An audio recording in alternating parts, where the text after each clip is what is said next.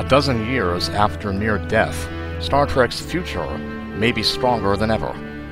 2005's Enterprise finale stopped 18 years of Trek on TV. How did today's renaissance occur? Written by Sam Ferguson, May 19, 2018. On May 13, 2005, Star Trek Enterprise ended its four-season run with the controversial two-part finale, These Are the Voyages. The finale infamously brought in cast members from the Next Generation to tell the final chapter in Enterprise's story, and it was viewed by some as a disrespectful and ignominious end to 18, almost unbroken, years of Trek on the small screen. Generously put, many fans considered this a low point in the franchise's history.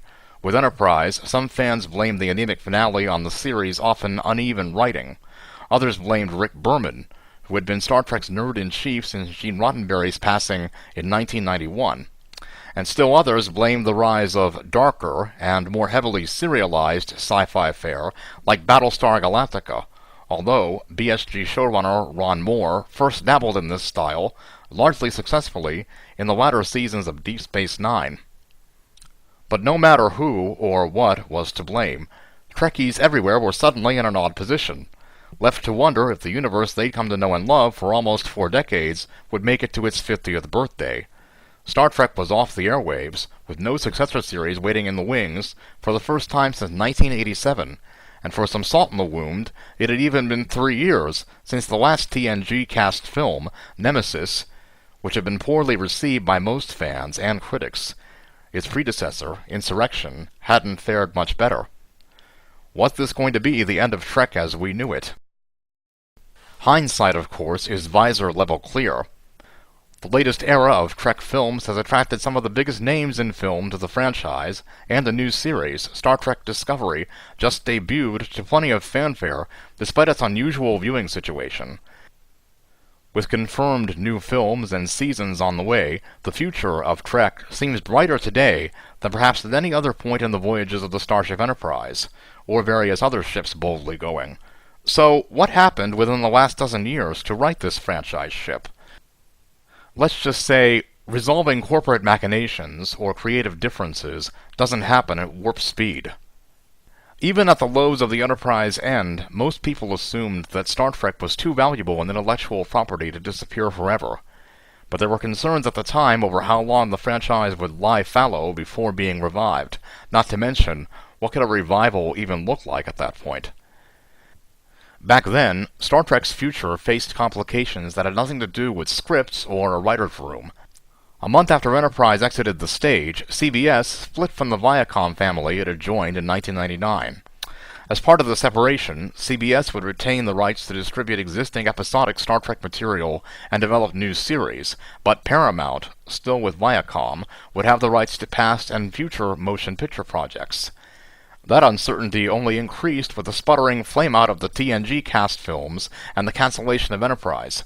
Combined, they amplified fan concerns that it would be years before we'd see an effort to launch a new Star Trek project. But as it turns out, there were negotiations and rumors of negotiations before Enterprise's body was even cold. Back then, as today, the internet was ripe with Hollywood rumors and future ideas or deals. Those looking for hope could find purported news of a whole host of Trek films and series in the works, and in early 2006, 2 strong contenders emerged, an animated series being pitched to CBS and a motion picture project at Paramount. The animated project was eventually titled Star Trek Final Frontier. It would have been set in the first half of the 26th century, jumping almost 150 years forward from the events of Star Trek Nemesis. The creators pitching the idea hoped that animation would provide, as it had for Star Wars, a way to create fresh stories in a beloved fictional universe without requiring skittish studio execs to approve expensive live-action productions.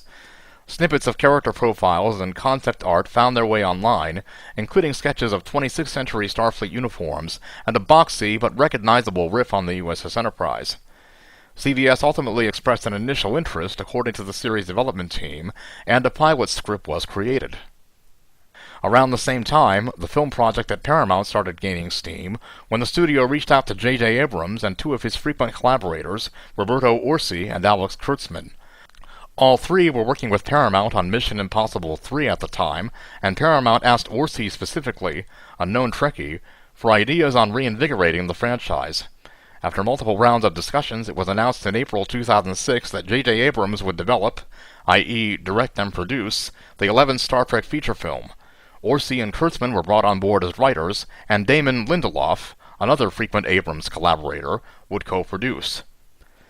The movie would revisit the 23rd century and revolve around the exploits of a young Captain Kirk and crew during and just after their time at Starfleet Academy. In essence, it was a reboot of the characters and premise of the original 1966 Star Trek television series, although Paramount insisted on referring to it as a reimagining rather than as a reboot. Time would prove this was arguably for good reason. Incidentally, this wasn't the first time that the idea had been floated of returning the franchise to Kirk and Company's school years. Harve Bennett, who had produced multiple original cast Trek films in the 1980s, had pitched something similar, Star Trek The First Adventure, for the sixth film in the series. That project never made it past the script. Abrams' reimagining ultimately had something that Bennett's hadn't, the full backing of the studio, and Rick Berman, after helming the franchise for 14 years, had quietly been shown the door, through which he graciously stepped, to his credit. As far as Paramount was concerned, Abrams' Trek would be the new Trek. While Abrams' Trek pushed forward, the Final Frontier animated project would stumble on for only a couple more years. A few scripts would be written, a bit more concept art created, but by the time the first of the new films came out in 2009, this television counterpart was effectively dead. The series creators later tossed it up to layoffs at StarTrek.com, once a potential distribution target, and management reshuffling at CBS Interactive. The world would have to wait for Star Trek's return to the small screen. Between its announcement in April of 2006 and its premiere in May of 2009, the production of the first Abrams-helmed Star Trek film ignited the fanbase in a way that hadn't been seen in a very long time. Chatter wasn't all positive, of course. As with every iteration of every fictional franchise in entertainment history, each murmur of excitement was matched with a cluck of disapproval, each word of praise for cast and crew selection, or production design, matched by vocal criticism. But slowly, in a series of tightly controlled reveals by Abrams and his team, we saw our new crew and our new Enterprise, and we finally got our new Star Trek movie. Looking back, Abrams and his stable of writers and producers sidestepped the reboot versus reimagining issue in a manner that some of us, including me, thought was rather clever, but other fans thought was a bit of a dodge. Anticipating concerns about decades of Trek canon being tossed out with a reboot, the film team instead set these new works in an alternate timeline, later dubbed the Kelvin timeline, to distinguish it from the Prime timeline in which most other Star Trek stories have been set. This choice gave Abrams and company some latitude. They could tell a new origin story for the original crew, while still preserving everything that had come before. Plenty of Trek fans and reviewers have analyzed this decision and the resulting timeline since. I generally find Abrams' approach favorable, but acknowledge there have been some real problems along the way.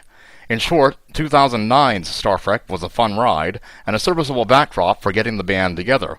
2013's Star Trek Into Darkness started strong, but went off the rails in the back half, and 2016's Star Trek Beyond, possibly benefiting from lowered expectations after Into Darkness, wrapped a decent, if not terribly complex, story in a lot of the same flash and pop fun vein of the 2009 movie. Although the writing in these new films has often disappointed, one thing many fans have near universally enjoyed is the new cast. And personally, this was perhaps my biggest concern leading up to the first film in this new trilogy. Recasting such an iconic set of characters seemed like a daunting task, the undertaking of which was bound to fall short. But as it turns out, Trek fans have generally found the cast ranges from good enough to downright excellent. And while the stories told in the Kelvin timeline movies may be viewed as a mixed bag so far, the dialogue between these characters, certainly a highlight of the older films featuring the original actors cast in these roles, has remained a treat. Abrams has infamously double-dipped in the hallowed sci-fi canon with his participation in Disney's latest Star Wars reboot, but there will almost certainly be at least one more movie set in the Kelvin timeline featuring these recast original characters. For now, despite reports of the franchise's first female director, or the interest of a certain highly stylistic and pulpy filmmaker, what a Star Trek IV looks like remains the fodder of message boards and forums. All while Paramount was bringing a string of variably successful Star Trek films to a theater near you, CBS never quite gave up on the idea of bringing it back to the small screen. And why would they? Television is where Trek had been born, and many would argue that it's where Trek really shines. Throughout the late 2000s and early 2010s, a number of TV projects popped up in the Trekkie rumor mill. Two of the most prominent were, unsurprisingly, proposals for animated series. One alleged project was to be set in the same Kelvin timeline as Abrams' films, and was pitched by Roberto Orci and Alex Kurtzman, and another was set in the prime timeline way in the 31st century, called Star Trek Federation, pitched by X-Men's Bryan Singer. Ultimately, CBS poked at both proposals, but didn't bite on either one. Later, an Entertainment Weekly cover story would reveal this may have been partially due to its arrangement with Paramount. While CBS had the rights to develop new series, there was reportedly an embargo on such a series appearing. As EW reported, quote, "The film division was given the priority to reboot Trek as a big screen franchise, which was successfully achieved by director-producer J.J. Abrams, starting with 2009 Star Trek, while CBS was under embargo to hold off releasing a new series until January 2017, 6 months after the launch of Star Trek Beyond."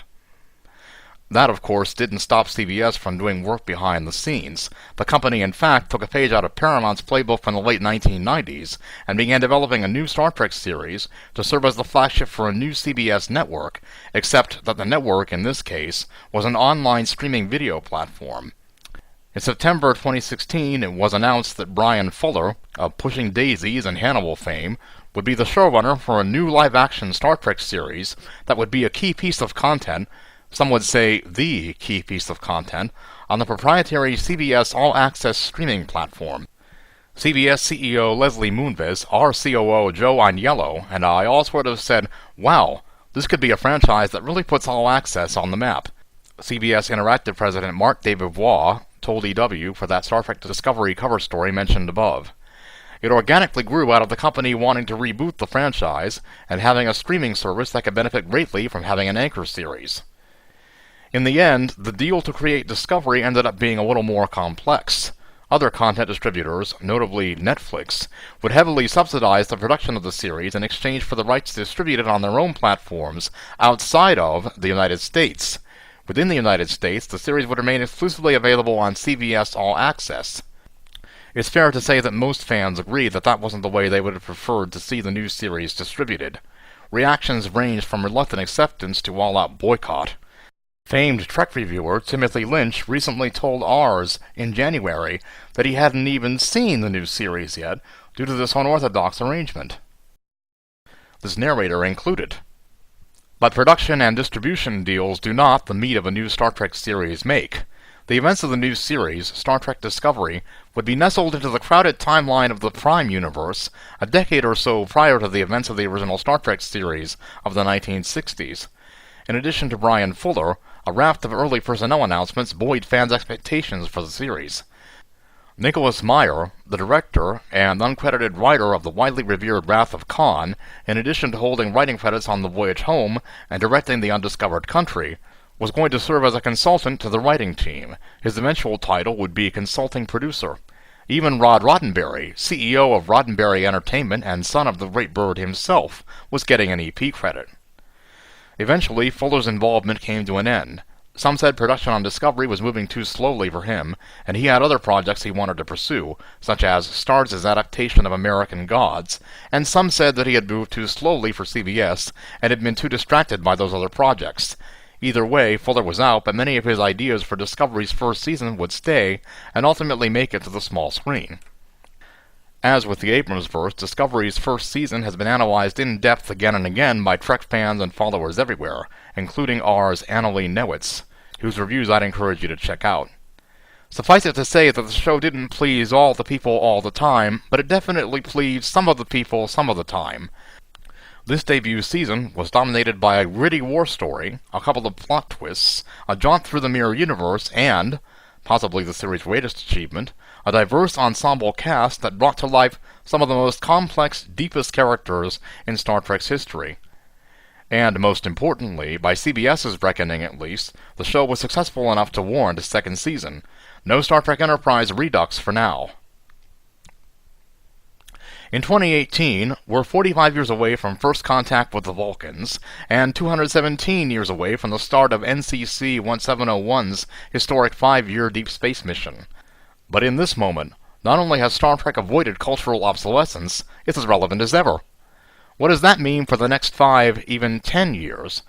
Should fans already be worried about recent history repeating itself? We know for sure that there are at least 2 Star Trek motion picture projects planned by Paramount.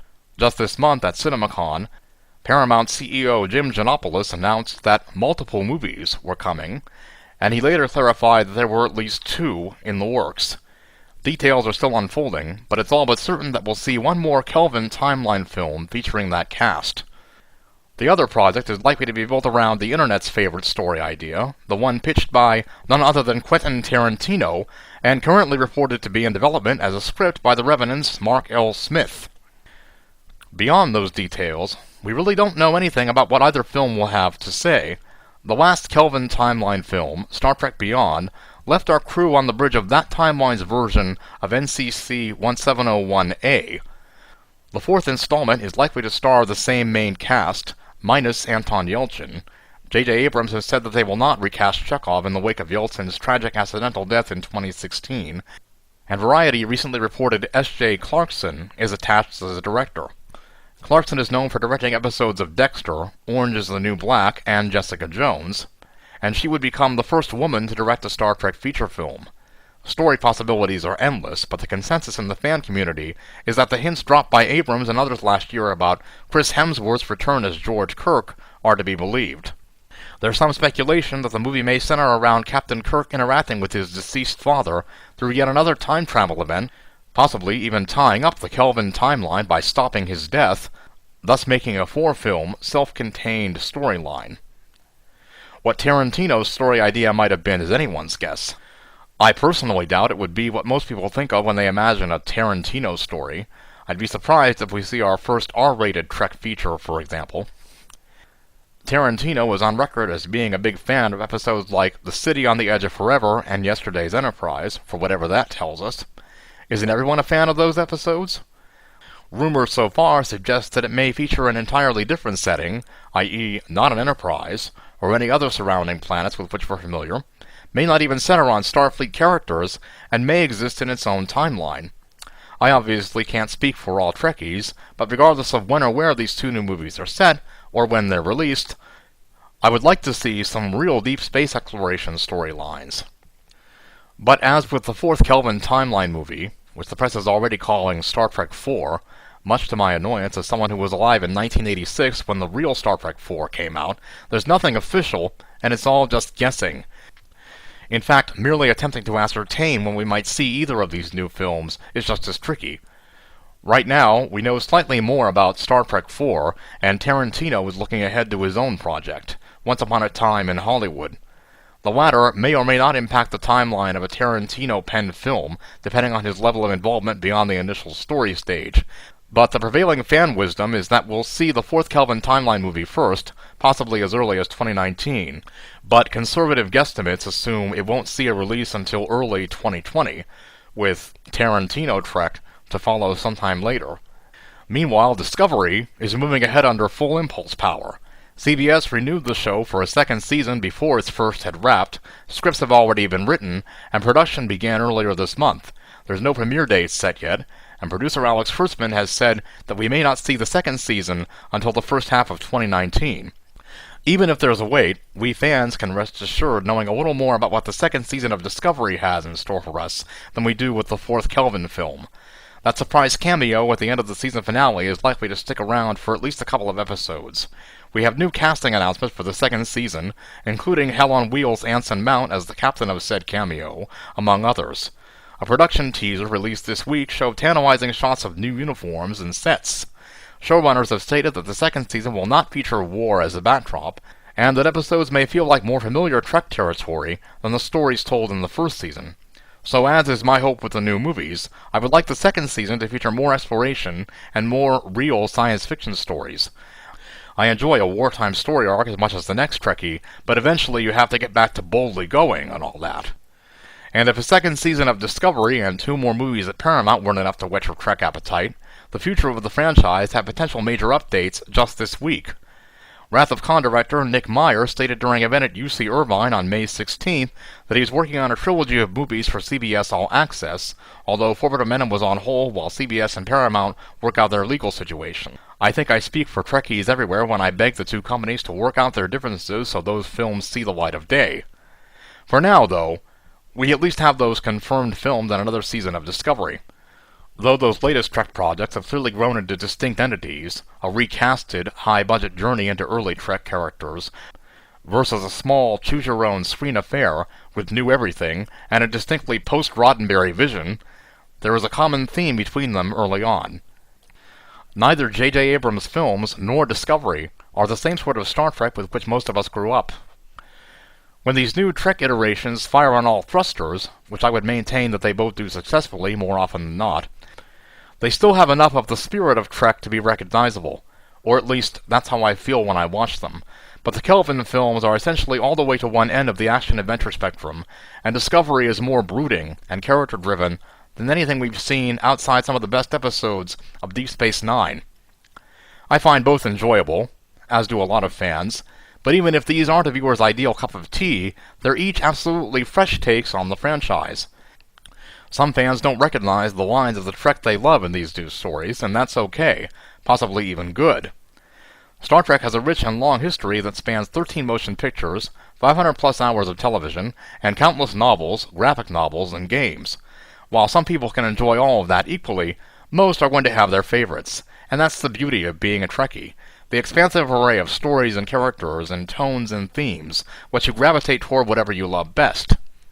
As for the future of Trek beyond what little we know now, it may end up being a fitting full circle, though hopefully sans that hiatus/low point par.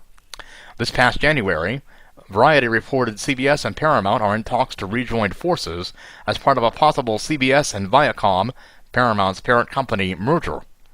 Initial offers have been rejected and countered, but one can't help but wonder what it might mean for the franchise if the 2 studios, who own its constituent parts, are freer to cooperate and collaborate. After a decade plus apart, what would Star Trek look like under one roof again? Unfortunately, fans lack the capabilities of those characters within the franchise who have warped through time and space, encountering what certain versions of the future will become. We're instead stuck waiting on breadcrumbs in the trade press and high-interest premieres across platforms. But whether it's in movie theaters, on television, or streaming video, on our PCs, game consoles, VR headsets, or any of the other places where content lives in 2018, Trek fans can breathe easy. The beloved franchise is back for the foreseeable future. And heck, if anything happens, you can even stream Enterprise, or a superior Trek series, whenever you'd like on a whim. No Trek fan could say that while wallowing in sadness circa 2005. Sidebar: Other endeavors. Of course, major motion pictures and live-action series aren't the only ways to keep a science fiction universe alive for its fans. Both the Kelvin timeline films and Discovery have featured extensive novel and graphic novel tie-ins, and the Star Trek Online MMORPG, first released in 2010, has frequently boasted 2,000 or 3,000 players online at any given time. And of course, no examination of Star Trek during this hiatus period would be complete without mentioning how fans filled the void by making their own Trek content. Star Trek New Voyages/Phase 2, Star Trek Continues, and many others kept the torch burning during Trek's 12-year hiatus from the small screen. And although the guidelines set forth jointly by CBS and Paramount during the legal proceedings surrounding another fan production, Axanar, restricted what fans could and could not do with licensed Star Trek intellectual property, it also finally provided much-needed clarity and a boot camp to a hobby that had existed in legal limbo for years. And as you might expect, the merchandising never quite went away. Star Trek the T-shirt! Star Trek the coloring book! Star Trek the lunchbox! Star Trek the breakfast cereal! As someone who owns well over their fair share of Trek chockies, both this fan and this narrator can say with confidence that this remains a revenue stream unlikely to ever dry up for CBS and Paramount.